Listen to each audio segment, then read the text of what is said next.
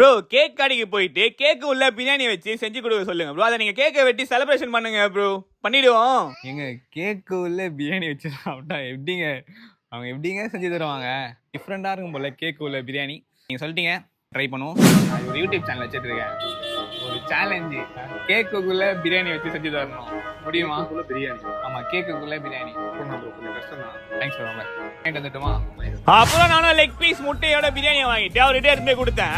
அப்புறம் அவர்கிட்டயும் பிரியாணியை கொடுத்தேன். அவரும் கேக்க கட் பண்ணி எடுத்துட்டு உள்ள பிரியாணியை போட்டு சும்மா பக்காவா கவர் பண்ணிட்டாரு. கடைசியா ஃபைனல் பண்ணி காட்டினாரு. பார்த்த உடனே ஸ்டன் ஆயிட்டேன். மேல லெக் பீஸ் எக்லாம் வச்சாரு. எக்ல அந்த டிசைன்லாம் போட்டுருந்தாரு. பாக்குறதே சும்மா தரமா இருந்தது. தமிழ்நாட்டுல கேக் இறக்கிற மாட்டாங்க. அப்புறம் கேண்டில் ஏத்திட்டு நானும் அமைச்சிட்டு கட் பண்ணேன். சும்மா மசாலா வாசனை தூக்கலா இருந்தது. நானும் எடுத்து சாப்பிட்டேன். எப்படி இருந்ததுன்னா பர்த்டே ஃபங்க்ஷன்ல போய் கேக்கும் பிரியாணி மிக்ஸ் பண்ணி சாப்பிடுற போல இருந்தது. ஸ்வீட்டும் காரமும் ஒன்னா இருந்த போல இருந்தது. இதோட இந்த வீடியோ முடிஞ்சது. வீடியோ ஒரு லைக் பண்ணிட்டு நெக்ஸ்ட் என்ன கமெண்ட் பண்ணுங்க. அதுல பாப்போம். பை.